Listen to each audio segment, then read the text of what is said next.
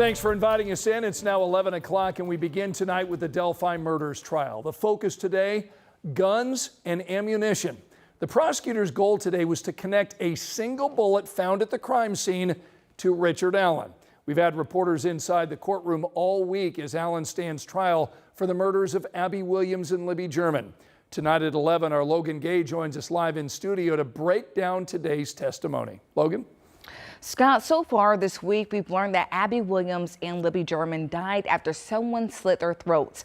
But today, we learned more about a bullet cartridge that was found between the girls' bodies and its link to Richard Allen. This week, jurors heard for the first time from investigators the gruesome details of Abby and Libby's death and what investigators found when they located the bodies. One item they found near the girls' bodies was an unfired bullet cartridge. Friday, firearm examiner Melissa Oberg, formerly with the Indiana State Police, took the stand. She compared the unfired bullet cartridge at the crime scene with 4 test bullets she fired through Allen's gun in the lab. Police seized the gun while serving a search warrant at Allen's home in 2022.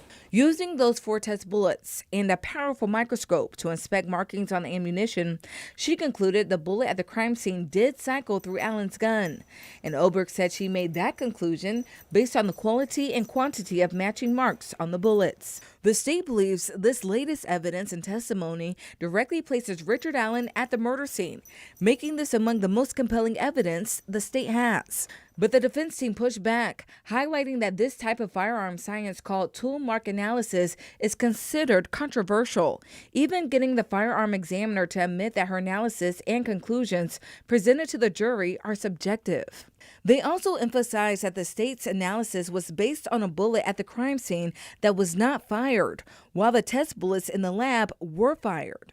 WTHR legal analyst Katie Jackson-Lindsay says she thinks it'll be hard for the jury to find guilt just based on that one piece of evidence. Jackson-Lindsay is waiting to see if the prosecution presents evidence of alleged confessions made by Richard Allen. And so when you think about those 3 big things, the last thing that they have is those confessions. And like I said, having a defendant himself tell you that he committed a crime, it's really hard for the jury to disagree with that. And so that's going to be really difficult evidence for the defense.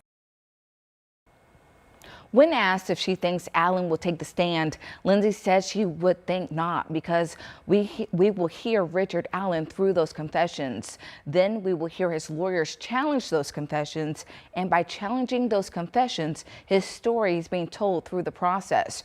Richard Allen will be back in court tomorrow, and our Emily Longnecker will be there. Logan, thanks so much. And be sure that you join us every weeknight at 10 o'clock for our Delphi debrief. Our reporters there in Carroll County and our legal analysts do a deep dive on this case every day. You can watch it on WTHR Plus. That's our streaming app. That show also airs at 9 in the morning. WTHR Plus is a free download. You can get it on Apple TV, Amazon Fire Stick, and Roku.